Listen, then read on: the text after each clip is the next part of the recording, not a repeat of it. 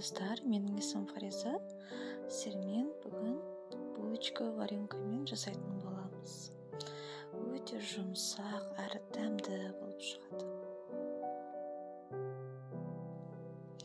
Ол үшін дрожж, қант, жылы сүт, жылы айранымызды қосып, барлығын жақсылап араластырамыз біріншіден.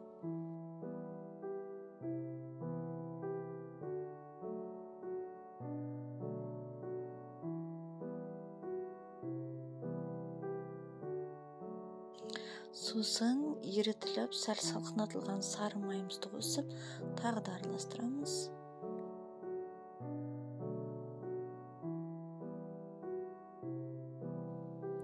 Жұмыртқаларымызды қосып, тағы да араластырамыз. Негізі үйдің жұмыртқасы болса, тіптен жақсы, сап-сары болып, булочкамыз әдемі болып піседі.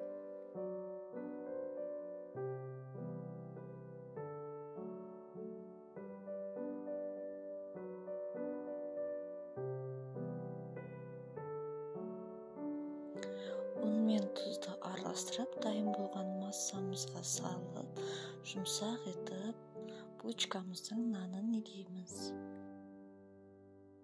Сіздерге төменде көрсетілген граммдар бойынша жасасаңыздар, ешқандай артық ұнды да, ешқандай артық затты да қажет етпей, ровно шығатын болады.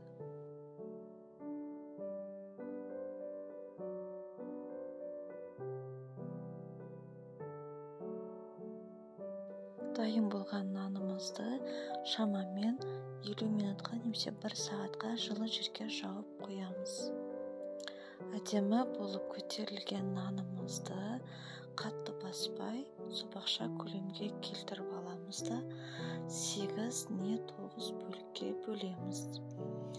Ал егер булочкаларыңыз орташа көлемде болған қаласаңыздар, қорықпай 11-12 бөлікке бөлуіңізге болады.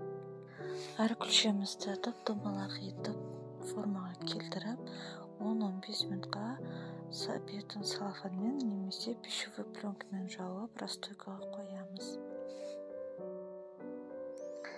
Күлшелеріміз расстойкадан кейін жақсылап көтерілгесін, әр нанымызды сопақша көлемге келтіріп, өте қалың да жұқа да емес, орташа қалыңдықта осылай сопақша етіп жайып, видеода көрсетілгендей формочкаға келтіріп кесеміз. Булочканың формасын дайындап болғаннан кейін бетін кухонный тряпкамен жауып, тағы да 10-15 минутқа тындырып қоямыз.